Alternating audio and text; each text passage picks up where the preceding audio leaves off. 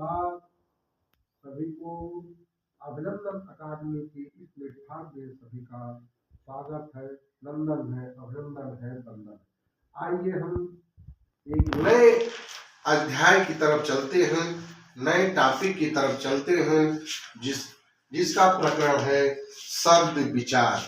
आज का जो पाठ्यक्रम है शब्द विचार।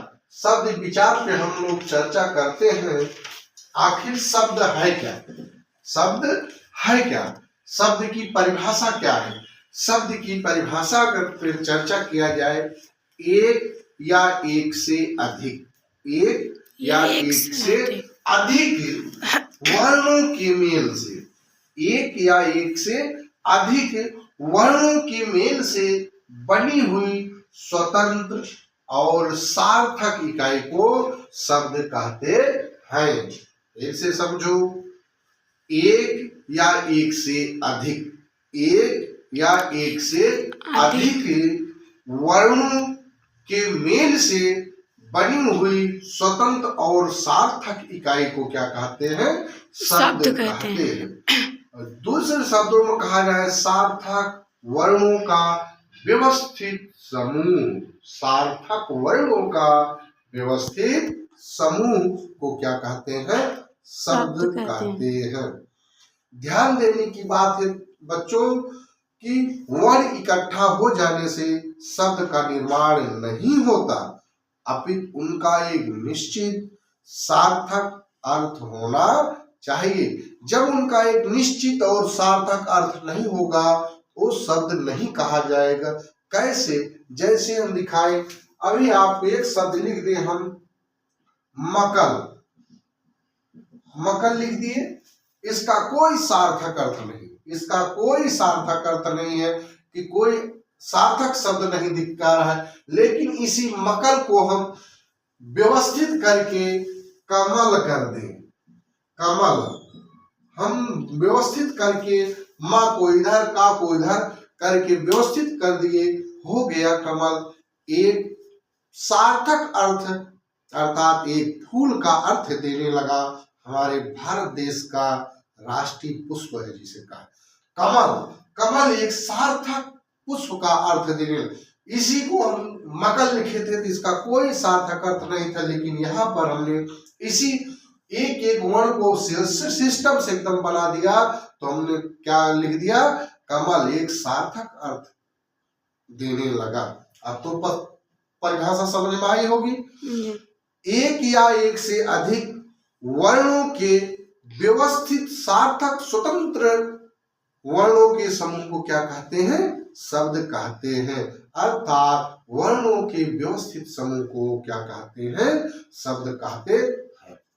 ये तो परिभाषा हो गई। अब आते हैं हम लोग, परिभाषा तो हम लोगों ने देखा, अब आते हैं इसके भेद। इसके कितने अंग हैं, इसके कितने भेद हैं, इस भेद पर चर्चा किया जाए तो इसके मुख्यतः 4 भेद हैं।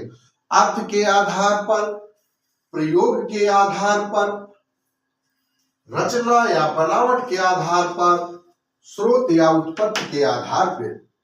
फिर से देखो, पहला भेद है अर्थ के आधार पे, पहला भेद है अर्थ के आधार पे, दूसरा भेद है प्रयोग या रूपांतरण के आधार पे, तीसरा भेद है रचना या बनावट के आधार पे, चौथा भेद है स्रोत या उत्पत्ति के आधार पर। अब हम चर्चा करते हैं अर्थ के आधार पे इसके कितने भेद हैं। इसके मुख्यतः 2 भेद हैं। अर्थ के आधार पे शब्द के मुख्यतः 2 भेद है, सार्थक शब्द, निरर्थक शब्द। निरर्थक शब्द की कोई भेद नहीं, जिसका कोई अर्थ ना हो वो निरर्थक होता है, इसका कोई अर्थ नहीं, इसलिए इसकी कोई भेद नहीं। सार्थक शब्दों के 4 भेद हैं। एकार्थी शब्द, अनेकार्थी शब्द, पर्यायवाची शब्द, विलोम शब्द। एकार्थी शब्द ऐसा शब्द जिसका एक ही अर्थ निकलता हो, ऐसा शब्द जिसका एक ही अर्थ निकलता हो, उसके अलावा कोई अर्थ ना हो। मेरे बच्चों, व्यक्तिवाचक संज्ञाएं एकार्थी होती है। संसार में जितने प्रकार के पशु पक्षी प्राणी जीव जंतु हैं, जिसका एक ही अर्थ निकलेगा वो एकार्थी कहा जाएगा। अर्थात व्यक्तिवाचक संज्ञाएं एकार्थी होती है। जैसे हमने कहा राम, हमने कहा सीता, हमने कहा गंगा, हमने कहा यमुना, हमने कहा कंचन, अर्थात एक के कहने से सिर्फ एक का बोध हो तो वो व्यक्तिवाचक होता है, अर्थात एकार्थी होता है। अनेकार्थी जब शब्द अनेकार्थी जब शब्द बदलने के साथ साथ उसके अर्थ भी बदल जाए, जब शब्द बदलने के साथ साथ उसके अर्थ भी बदल जाए, उन्हें अनेकार्थी शब्द कहते हैं। अनेकार्थी, अनेक अर्थ, शब्द भी बदले उसके अर्थ भी बदले। जैसे हम एक शब्द यहां ले लें, कलम, कलम, कलम शब्द ले लिए, कलम, एक कलम जिससे हम लिख रहे हैं, इसका अर्थ है लेखनी, लिखने वाला। कलम मतलब लेखनी, लिखने वाला। लेकिन एक कलम कनपटी का बाल है, शब्द कलम, कनपटी के बाल को भी कलम कहते हैं। और एक कलम पौधों की हरी लकड़ी की छड़ी कहते नहीं, एक पौधे को कलम कर दो, वह वो कलम की बात हो रही है। ठीक इस प्रकार से शब्द बदलने के साथ साथ जब अर्थ बदल जाए तो क्या कहते हैं, अनेकार्थी। पर्यायवाची शब्द की बात किया जाए, पर्यायवाची मतलब एक शब्द, ध्यान से समझे, जब एक पर्यायवाची मतलब एक ही शब्द के कई अर्थ निकले, अर्थात पर्यायवाची शब्द और विलोम शब्द, पर्यायवाची शब्द और विलोम शब्द, जब शब्द बदलने के साथ साथ उसके अर्थ ना बदले, जब शब्द बदलने के साथ साथ उसके अर्थ ना बदले। जैसे हम एक शब्द ले ले, घर, शब्द बदलेगा लेकिन इसका अर्थ नहीं बदलेगा। हमने एक शब्द लिया, जैसे घर की पर्यायवाची की बात करें, घर, निकेतन, आलय, मंदिर, आवास, निलय, सदन, मंदिर, मतलब शब्द बदल रहे हैं लेकिन उसके अर्थ नहीं बदल रहे हैं, ये क्या हो गए, पर्यायवाची। विलोम, विलोम मीन्स होता है विपरीत, विलोम मीन्स होता है क्या, विपरीत। जो वे शब्द जो विपरीत अर्थ का बोध कराए उन्हें क्या कहा जाता है, विलोम शब्द कहा जाता है। जैसे हमने राजा, एक शब्द दिया राजा, राजा का विपरीत रंग, राजा का विपरीत रानी, राजा का विपरीत प्रजा। हमने जैसे कहा अंधकार का प्रकाश, उसका विलोम अंधकार का प्रकाश, उजाला का अंधेरा, दिन का रात। ठीक, ये सब हो गए। आगे हम दूसरे भेद की चर्चा करते हैं, प्रयोग या रूपांतरण के आधार। रूपांतरण, प्रयोग या रूपांतरण के आधार शब्द के दो भेद हैं, विकारी शब्द, अविकारी शब्द। विकारी शब्द, अविकारी। विकार मीन्स होता है बेटा परिवर्तन, विकार मीन्स होता है परिवर्तन, अर्थात वे शब्द जो लिंग वचन कारक के अनुसार उसमें परिवर्तन हो जाए, चेंजिंग हो जाए, उन्हें क्या कहते हैं, विकारी शब्द कहते हैं। संज्ञा, सर्वनाम, विशेषण, क्रिया के शब्द क्या होते हैं, विकारी होते हैं। जैसे हमने कहा राम जाता है, इसी को अगर हम स्त्रीलिंग बदलेंगे तो हम बदल जाएगा, सीता कहें सीता जाती है, राम खाता है सीता खाती है, ऑटोमेटिक बदल रहा है।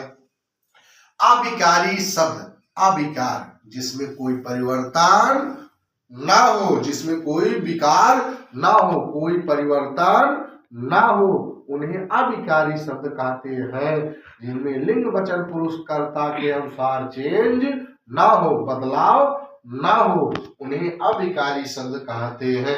अव्यय, क्या होते हैं? अविकारी होते हैं। अव्यय, जिसका कोई व्यय ना किया जा सके, खर्चा ना किया जा सके। ठीक। तीसरे भेद की चर्चा करते हैं, रचना या बनावट के आधार पर। तीसरे भेद की चर्चा करते हैं, रचना या बनावट के आधार पर। इसके कितने भेद हैं? 3 भेद हैं। कितने भेद हैं? 3 भेद हैं। रूढ़ शब्द, यौगिक रूढ़ शब्द, योग रूढ़ शब्द। कितने शब्द हैं? 3 भेद हैं। कितने भेद हैं? 3।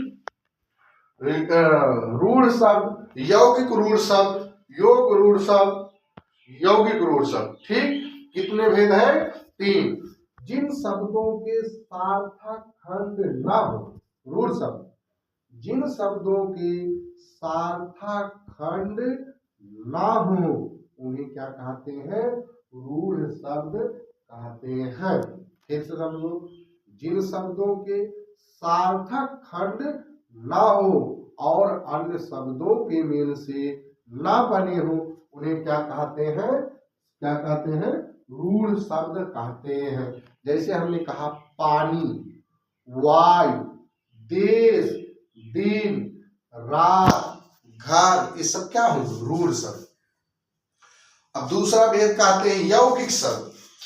ऐसे शब्द जो 2 रूढ़ शब्दों से बने हो, ऐसे शब्द जो 2 रूढ़ शब्दों के मेल से बने हो लेकिन उनके अर्थ क्या हो? सार्थक हो।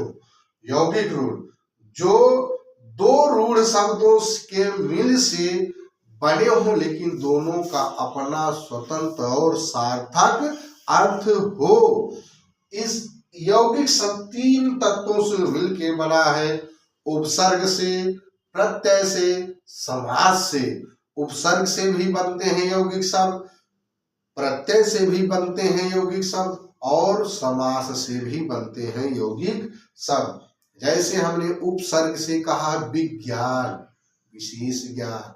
प्रत्यय से हमने कहा सामाजिक, समाज में एक प्रत्यय लग गया, बन गया क्या? सामाजिक। हमने कहा राजपुत्र, राजा का पुत्र, तत्पुरुष समास, समास से भी बने। योग रूढ़ शब्द, जो 2 शब्दों के योग से बनते हैं लेकिन अपना स्वतंत्र अर्थ छोड़ करके किसी तीसरे का बोध कराने लगते हैं। बहुब्रीहि समास के जितने पद होते हैं सब योग रूढ़ शब्द होते हैं। जैसे हमने कहा पीतांबर, पीला वस्त्र धारण करने वाले अर्थात भगवान विष्णु। कृष्ण भगवान, लंबोदर, लंबा है उदर जिसका, अर्थात गणेश भगवान। जैसे हमने कहा और बहुत शब्द जितने भी बहुब्रीहि समास के पद हैं सब क्या है? योग रूढ़ है। आइए चलते हैं चौथे पार्ट पे, उत्पत्ति या स्रोत के आधार पे शब्द के भेद। पहला है तत्सम, दूसरा है तद्भव, तीसरा है देशज, चौथा है विदेशज। तत्सम, तत् बराबर उसके, सम बराबर समान, उसके समान। जो शब्द संस्कृत के समान, अर्थात वे शब्द जो संस्कृत के समान हो उन्हें क्या कहते हैं? तत्सम। उससे निकला, किससे? संस्कृत। तत् बराबर उसके, सम बराबर समान, उसके समान अर्थात किसके? संस्कृत के समान, क्योंकि हिंदी का जन्म संस्कृत से ही हुआ है।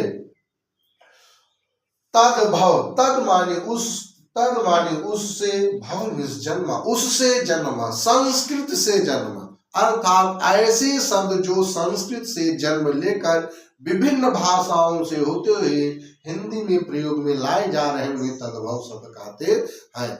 हिंदी की उत्पत्ति संस्कृत से हुई। जैसे संस्कृत में 3 संस्कृत, वैदिक संस्कृत, लौकिक संस्कृत, पाल, प्राकृत, अभ्रंश से होते हुए तब हिंदी में प्रयोग में लाए जा रहे हैं। देशज, देशज, देश और जन, देश में जन्मा, ऐसा शब्द जो देश में जन्मा हो, आवश्यकता अनुसार, प्रयोग के आधार पे आवश्यकता अनुसार बना लिए जाते हैं, गढ़ लिए जाते हैं, जिनकी उत्पत्ति कोई ज्ञात नहीं रहती। आवश्यकता उसका क्षेत्रता के आधार पे बना लिए जाते हैं अपने देश में, अपने क्षेत्र में, अपने एरिया में कि स्पेशल भाषा है जैसे होती है वो देशज भाषा होती है। जैसे हमने कहा पगड़ी, फुनगी, लोटा, ये सब क्या है देशज। विदेशज ऐसे शब्द जो विदेशी भाषा के होते हुए वे हिंदी में प्रयोग किए जाते हैं और हिंदी के ही बन के रह जाते हैं। हम लोगों को लगता है कि हिंदी का है, लेकिन नहीं।